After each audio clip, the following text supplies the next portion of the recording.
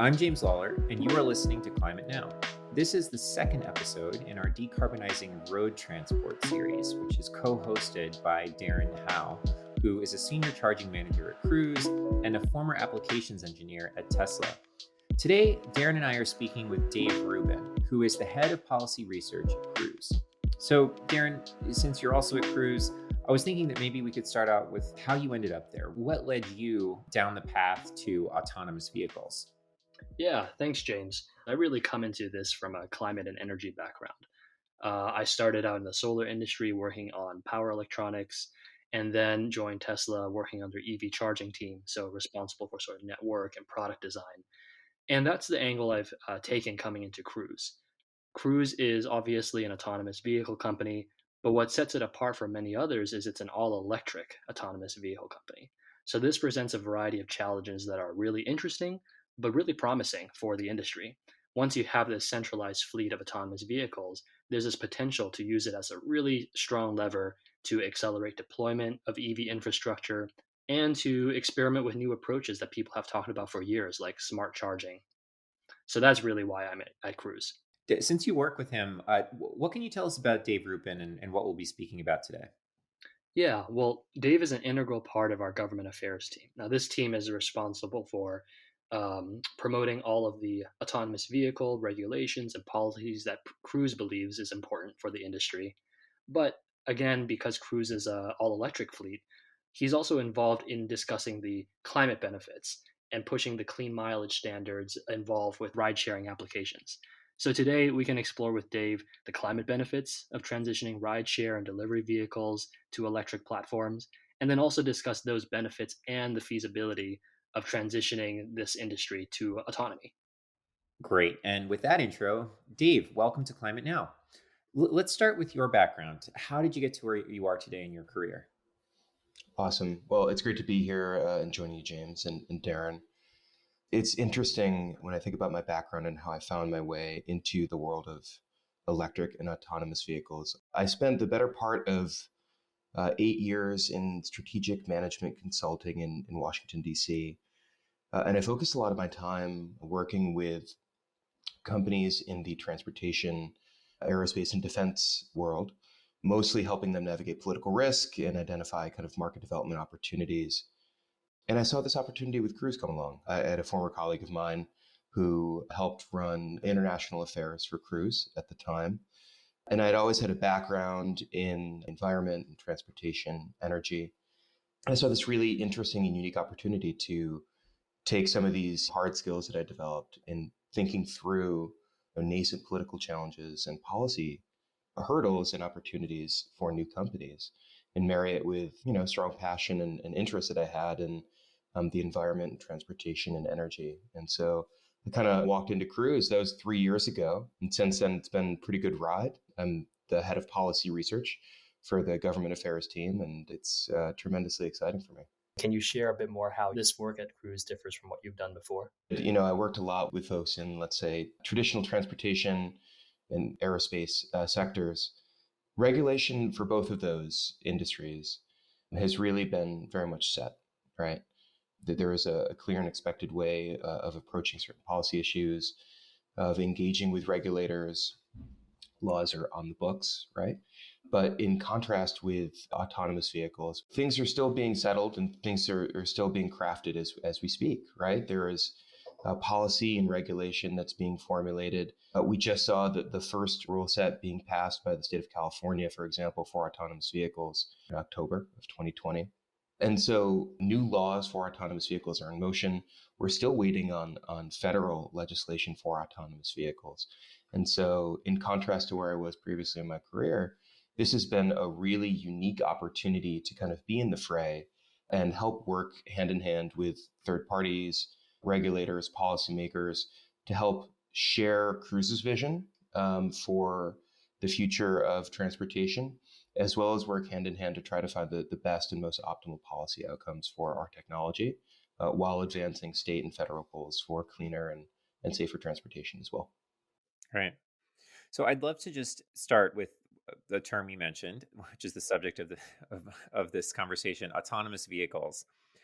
Would you mind just defining what that means for us? Is an AV or autonomous vehicle basically the same thing as a souped up version of Tesla's auto drive, feature? What is an AV? They're rooted in the same concept, which is that the vehicle itself is able to take over certain driving functions that ultimately reduces the amount of attention and control required by the human operator. But really what we're talking about is two fundamentally and completely different approaches to the technology from the jump, right? So you brought up Tesla, their autopilot feature, for example, or even advanced driver assist still requires, number one, a human operator in the vehicle. Number two, your attention and hands ideally on the wheel, right? And that you need to be ready to take over at any given time. What we call that in the industry is driver assist technology.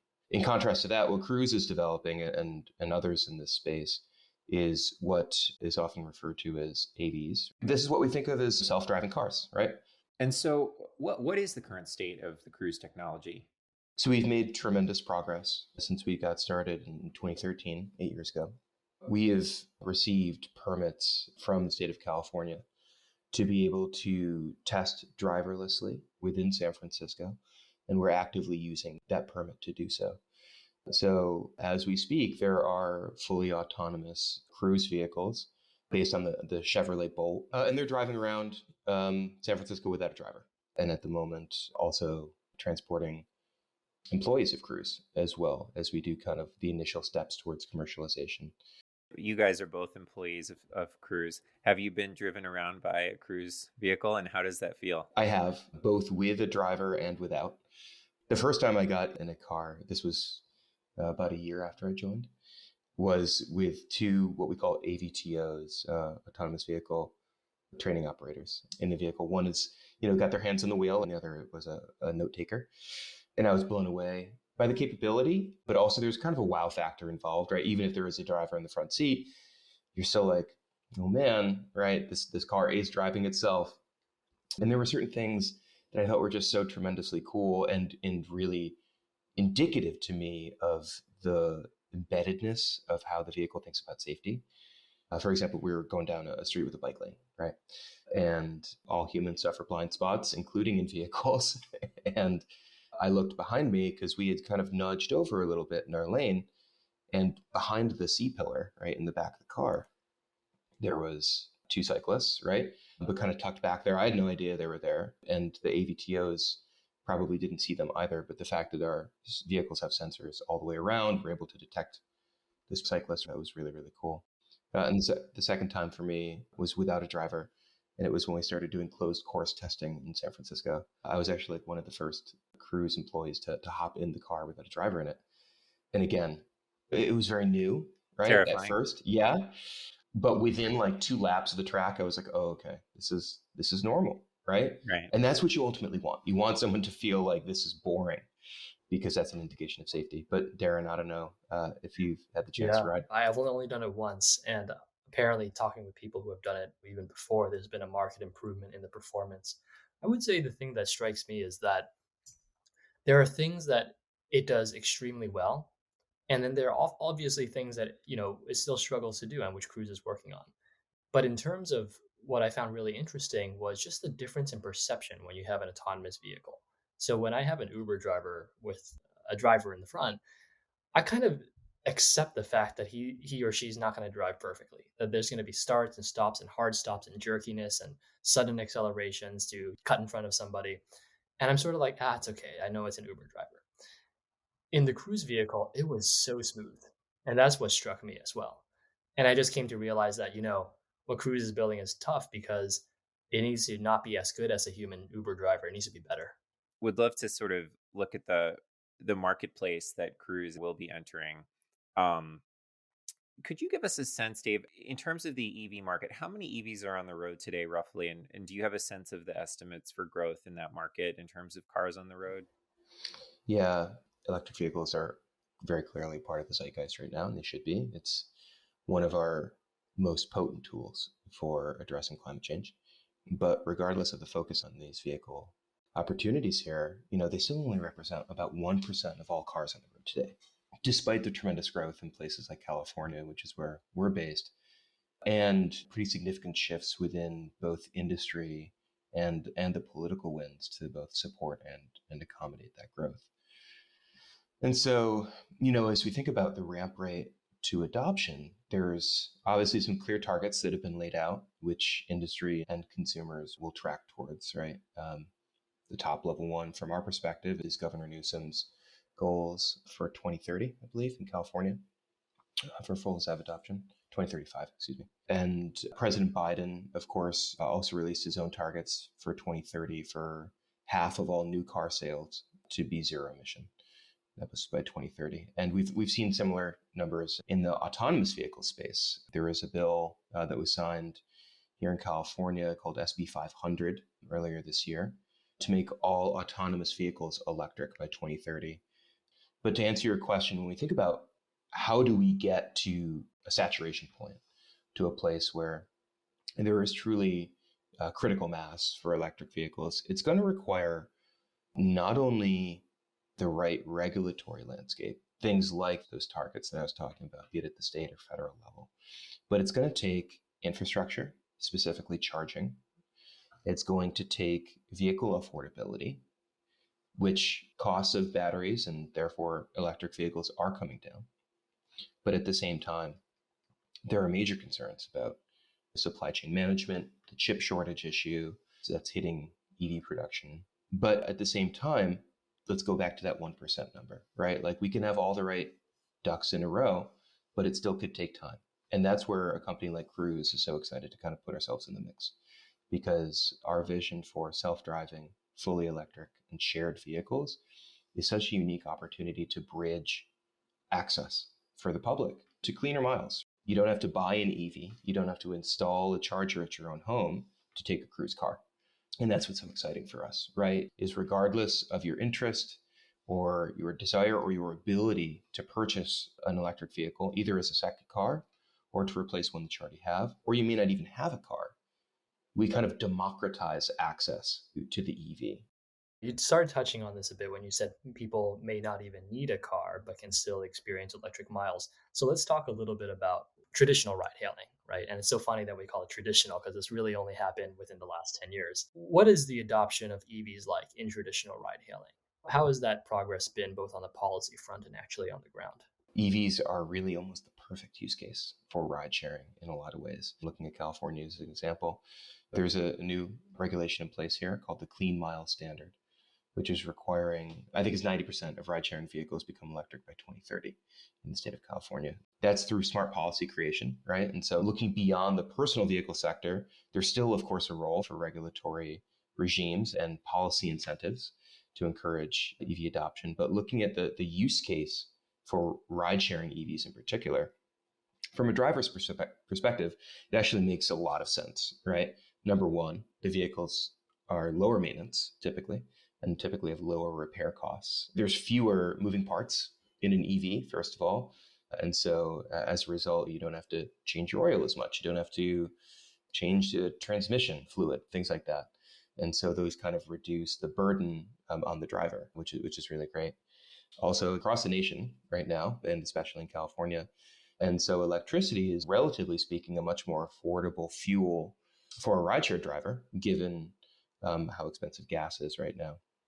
And that cost does go down significantly too if a rideshare driver is able to take advantage of certain rates, be it charging at home, which might be more affordable than a DC fast charger in the middle of the city, or charging during off-peak hours when demand for electricity isn't super high, the price of electricity might be even lower. And so eventually we're hoping for a place where the cost parity, both clear vehicle costs as well as the refueling times. I think that is a big concern that we're hearing from ride sharing drivers generally, is there are a lot of beneficial opportunities for using an EV for ride sharing, but it takes too long to charge the car. What we're hoping for is enough technological advancement where you can refuel with electricity, maybe not as quick as it takes to fill a gas tank, but pretty darn close. And I think that's when we're really going to see that major tipping point.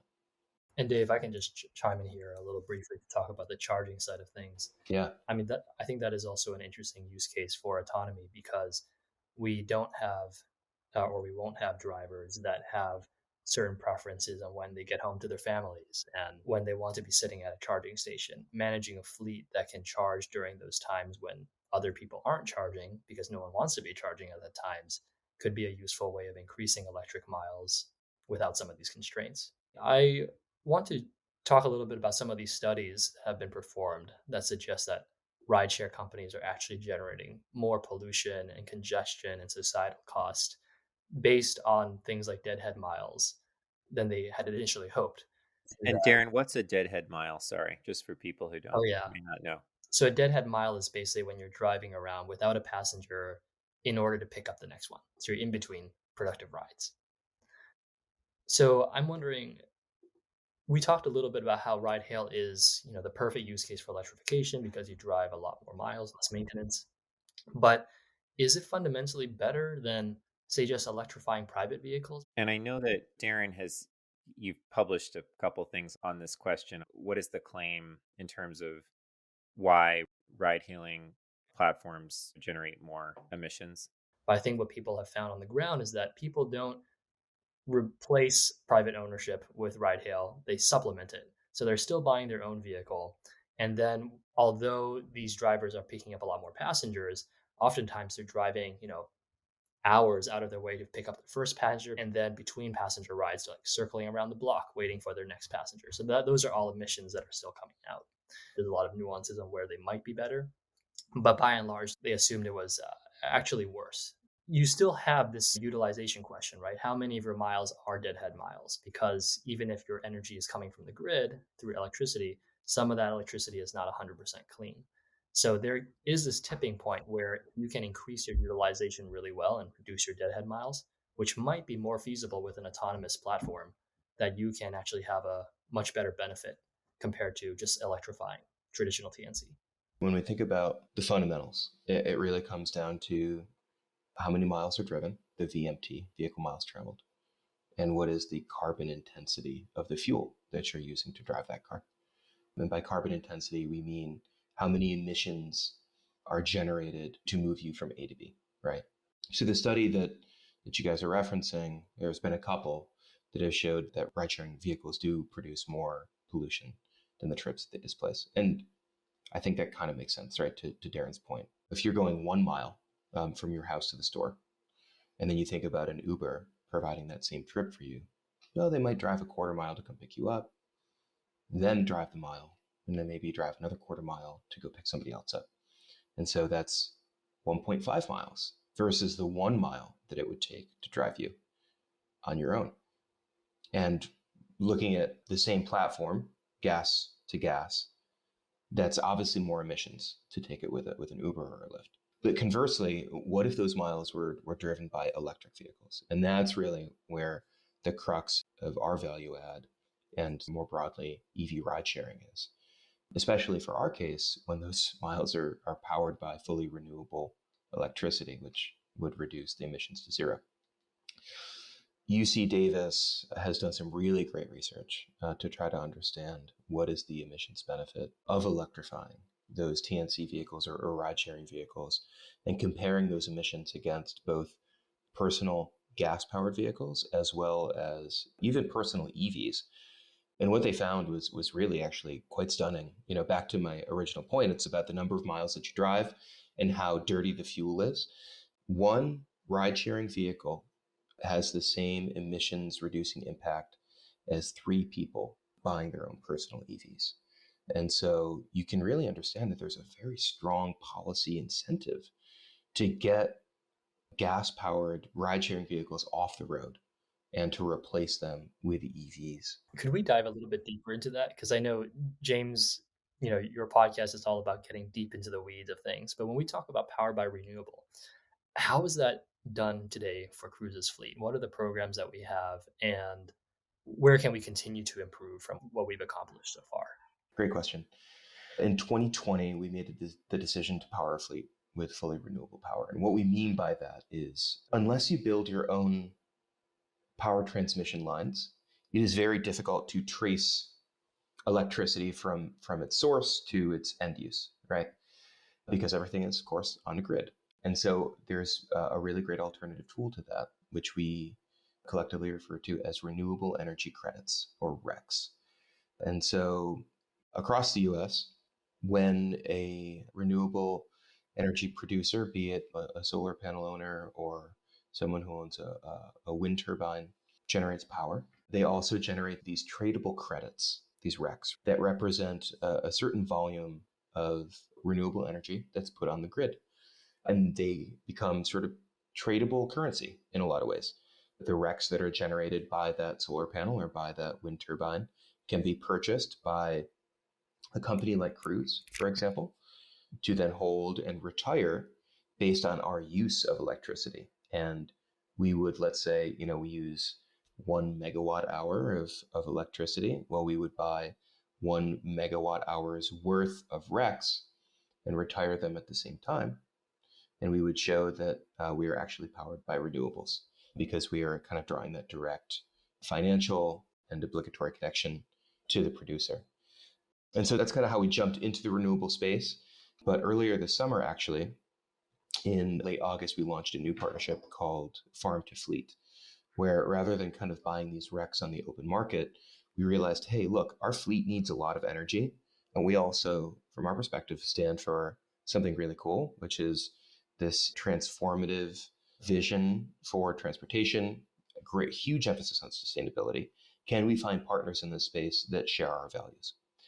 And we started working with a couple of partners and found 2 family-owned farms in the Central Valley, Sundale Vineyards and Moonlight, that respectively grow grapes and citrus, as well as stone fruits. And these 2 family-owned farms, who've been around for 100 years respectively, had invested in solar panels and were generating electricity on site, and were looking to sell their own RECs. And so we kind of put the pieces together and thought, look, like, we have an opportunity to marry 2 very iconic industries for California, tech and agriculture, and do so in a way that allows these local communities hundreds of miles away from San Francisco to share in the benefits of us charging our vehicles through direct financial support at a time when a lot of farmers in California are experiencing drought. There's, of course, concerns of wildfire and the risks associated with that.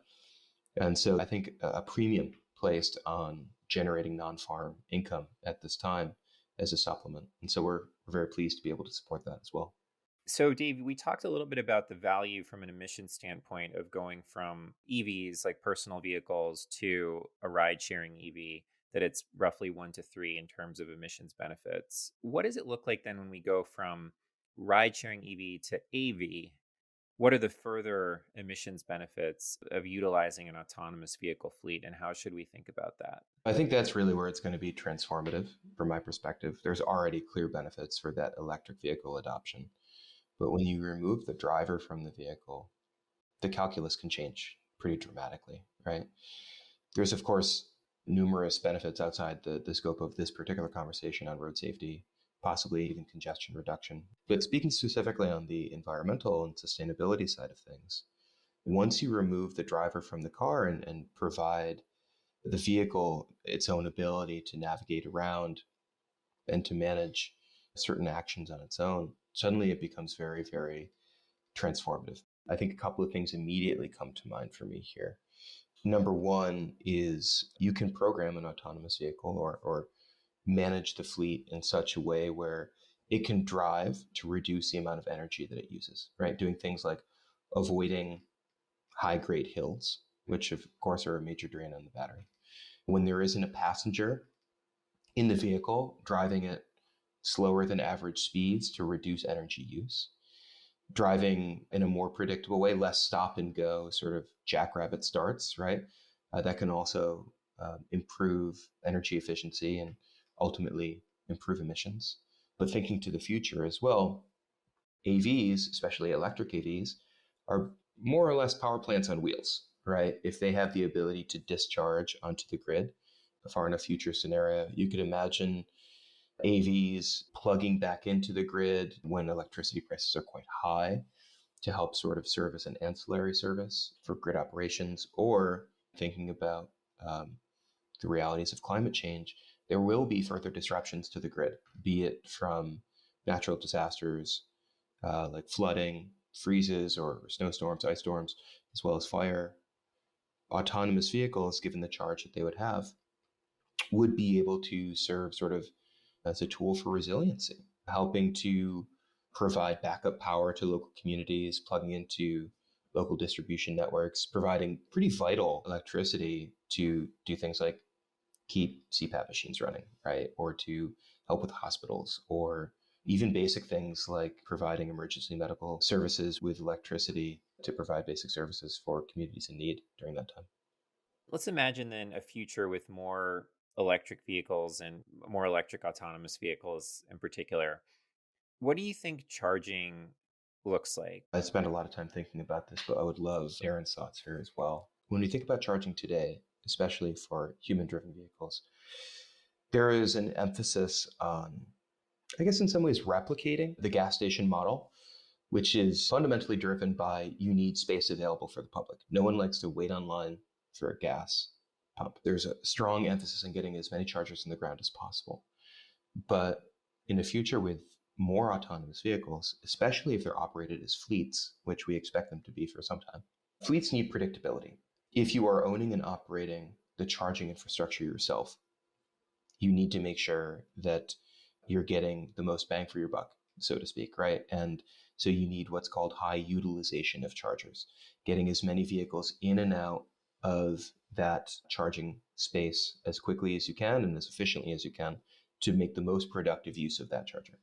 And so when we think about what the future might look like, from our perspective, not dissimilar from sort of the way that airlines operate today, where you have sort of like a central charging depot where you might co-locate a number of fast charging stations with vehicle cleaning, sensor cleaning and calibration. And then at the same time, you might have these sort of satellite charging stations across the city.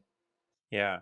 Actually, you saying that, it's very fun to kind of imagine what that picture is actually like, because you set your fleet loose and you'll quickly see where there are concentrations of pickups and drop-offs. And you could almost conceive of like a mobile charging infrastructure that kind of moves to where there are dead zones in this whole pattern and sets up there, and like a pop-up restaurant model almost. Like pop-up charging.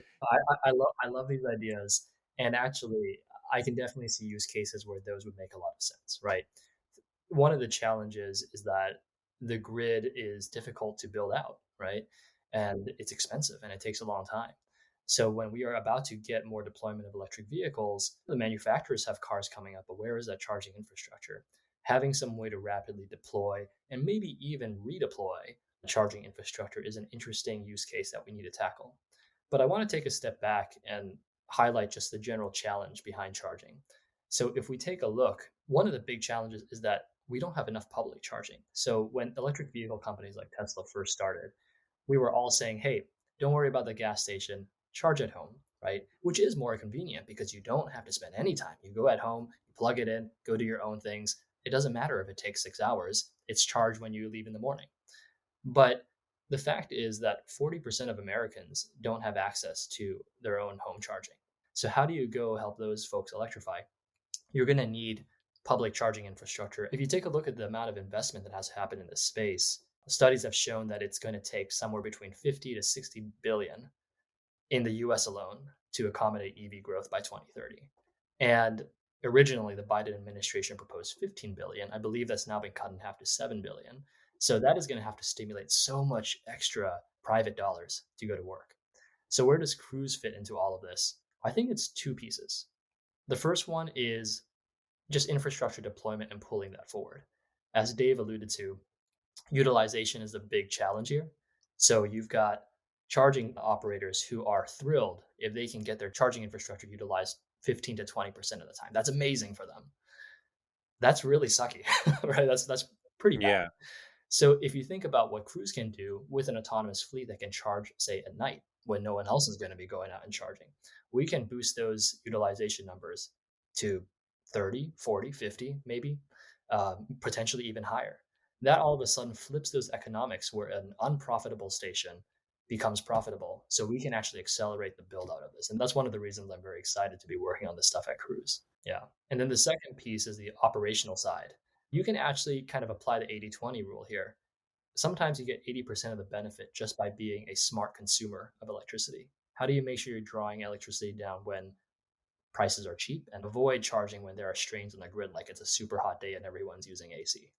So those are things that autonomous fleet again has a much larger, kind of lever to apply here. A colleague of mine brought up this really great point, which was like, imagine a world where there's a bunch of DC fast chargers in front of a Whole Foods, and we've arranged an agreement where Cruise is able to access those DC fast chargers, engaging with, let's say, ChargePoint or EVgo, and of course with the Whole Foods. And so we could, let's say, got 5 vehicles there. Well, let's say a sudden person drives up and wants to charge their EV there.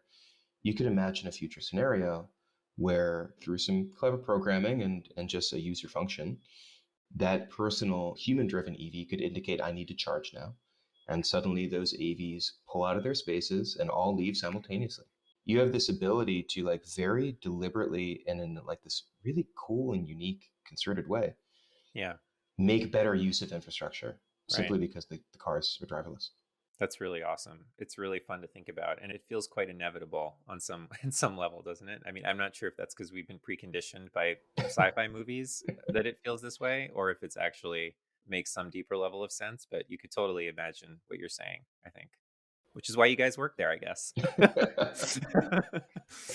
um, I just want to ask you one more question and then wrap up. This is maybe a fun question, but we've all heard all of those country songs about my dusty truck, basically. Americans love their cars, and your company's proposing that we get rid of that relationship or drastically change that relationship. Do you think that's a big deal or not? I think it does absolutely matter. Look, at the end of the day, Americans love cars, and that will be true for the foreseeable future. But what's important to recognize here is that we view ourselves as building on that proud tradition, right? We're not talking about taking people's cars away at the end of the day. And I think that's the very important distinction to make here.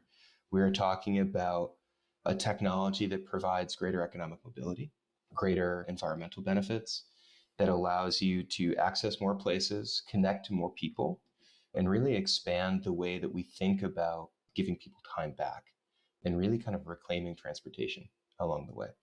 The automobile has got us pretty far in the United States, and it has not come without significant challenges, of course. Everything we've talked about, from emissions to equity challenges to, of course, traffic violence in and of itself.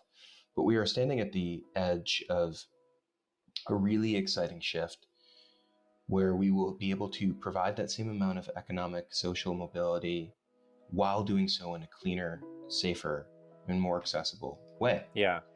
I think it's also worth thinking about how, for all of the country songs and all of the identification with trucks, the Model A was from like early 1900s, right? So this really isn't that old that Right. we've had dusty trucks. Right. And it's also really not that long ago that we first started using oil. We were talking about a late 1800s technology that took the world by storm. So we do things pretty quickly as human beings, and we can change our minds quickly. So who knows, maybe we'll be writing songs about our autonomous vehicle fleet before too long.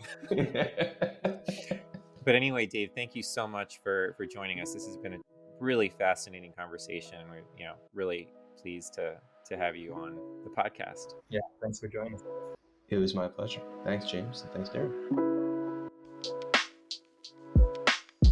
That was Dave Rubin, the head of policy research at Cruise.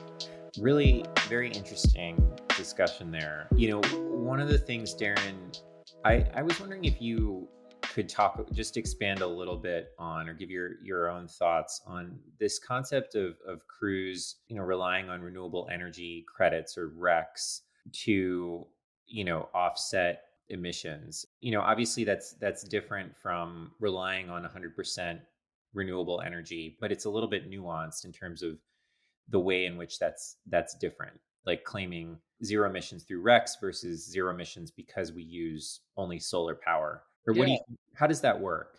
Yeah, certainly. And I feel like some of the guests you've had before on your show, James, will probably be able to speak to this better than I can. But essentially, RECs is just an accounting phenomenon. Whenever you produce a certain block or quantity of renewable energy, you can also basically have a credit tied to that, a renewable energy credit tied to that. And those credits can then be traded in a separate market. And at some point, one end buyer of those RECs will then retire that accounting block and then say, okay, no one can buy or sell this anymore. I retired it and I get the credit for saying I used renewable energy for my energy here. So, in a way, it's a way to just promote the deployment and consumption of renewable energy. But how it's different from what companies like Microsoft and Alphabet are trying to do is you're not really guaranteeing you're using renewable energy at all times of the day. You can still be getting natural gas electricity, you can still be getting coal electricity. You're simply saying, oh, but I also paid for the deployment and consumption of renewable energy somewhere, some other time. So, it's definitely a really positive step forward, and it's been really helpful in getting the deployment of solar and wind resources online.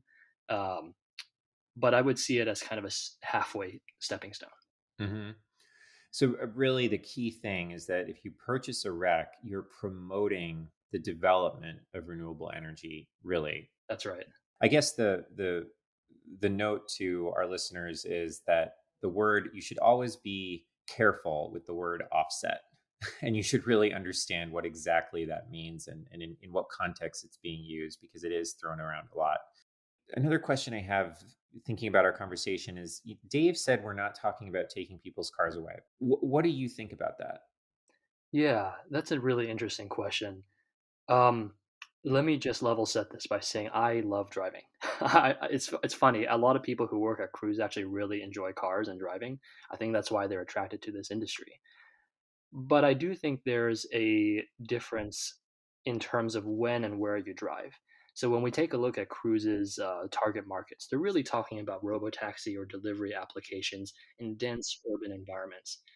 And I'm pretty sure that anyone who really enjoys driving on the open road on a road trip does not have the same level of enjoyment going up and down the clogged streets of San Francisco. So personally, I really dislike having to drive into San Francisco, try to find parking, etc. I would much rather, take public transit up there. And then once I go there, be able to leverage an autonomous vehicle platform to get around. I think something else that is worth considering is once we have a say electric autonomous ride hail service that allows people to eliminate the parking and self-driving into city centers, maybe that will open up the design parameters of a city to be more friendly to some of these micromobility options if you don't want to take an autonomous vehicle, right? So if I take, I biked in New York City when I was there, and while there are some really nice bike paths, I would say at least 50% of the time I am right next to a giant car as I'm going, 15, 20 miles an hour down the road. Yeah, It's frankly terrifying. totally. You have to I be mean, very careful. it's like, if you go on a ride at, some amusement park, you have all these signs saying you're putting your life in danger and, you're okay with that. And maybe you've signed a waiver to get in. Like you should be doing 10 times that in order to get on a bicycle in New York City. Right. But certainly we don't want to force people to do 10 times that just to bike around because that is such a great mode of transportation. Oh yeah, for So, sure. my experience in the Cruise vehicle is it's extremely conservative and safe, especially when it comes to bikers. It actually really surprised me. There are many maneuvers where it was far more conservative than I would be as a driver. So what was funny is I would feel more comfortable biking around an autonomous vehicle than a human driven vehicle. Yeah. It's my Mhm. own personal experience. So if you design something that way, I think there's a large probability that you could then expand bike lanes, have people feel safer as they're going around with these micromobility options. It seems promising. So, Darren, Dave said that changing a single ride sharing vehicle to an electric vehicle has the same emissions impact as three people replacing their personal vehicles with electric vehicles. And that's based on a study that uses Uber and Lyft data. Lyft has committed to becoming 100% electric by 2030. And I was wondering, are they planning to do that by only allowing people who own electric vehicles to drive? Are they going to buy their own EVs? Are they going to make a partnership with, an EV company of some kind? How will this be achieved, do you think? Yeah, that's a really interesting question. I think there's a lot of routes to try to get us there. First of all, the data around replacing a rideshare vehicle with an electric vehicle is directionally correct. I've looked at that study and I've run some of my own numbers, and it's true. There's a huge impact because these vehicles do travel more miles. In terms of how you're going to get drivers to be on EVs, that's a really interesting challenge because to date, most of the customers of electric vehicles are relatively affluent because these are more expensive vehicles. And what's interesting is even if over the long term, the total cost of ownership after taking into account charging, taking into account lower maintenance costs, etc., even if that total cost of ownership is less than operating an ICE vehicle, that upfront cost can be prohibitive for people who have lower socioeconomic resources. So some of these companies I know are exploring financing models. There are a variety of startups that have also cropped up to say, hey, we can go and lease you an EV from day one, and you only have to pay similar as you would for a normal lease. What's interesting, and I don't know if most people are aware of this, a lot of the drivers on Uber and Lyft, they actually rent their vehicles. They don't own their vehicles. There are companies that have been set up specifically to lease maybe some nicer vehicles for them to take their customers on. So I think a similar model could potentially work, where a company handles the upfront procurement, the maintenance, even the charging perhaps, and basically helps finance this option for Uber and Lyft drivers. That's really interesting. I didn't know that most drivers actually rent their vehicles. And the other thing that you mentioned that companies will crop up to sort of address this need, I think speaks to a really exciting phenomenon that we're, as to your point, we're starting to see, and we're probably going to see a lot more of, which is all kinds of new businesses cropping up to address the temporary but also maybe more systemic needs that the transition to clean energies will present to the economy. So really, really interesting dynamics going on there. Well, I think with that, we'll conclude it for today's episode. If you're interested in checking out our other episodes about decarbonizing transportation, watching our videos, or signing up for our newsletter to be notified of live podcast tapings and new releases, visit our website at climatenow.com. And if you'd like to get in touch with us, email us at contact@climatenow.com or tweet at us at @WeAreClimateNow. We hope you'll join us for our next conversation.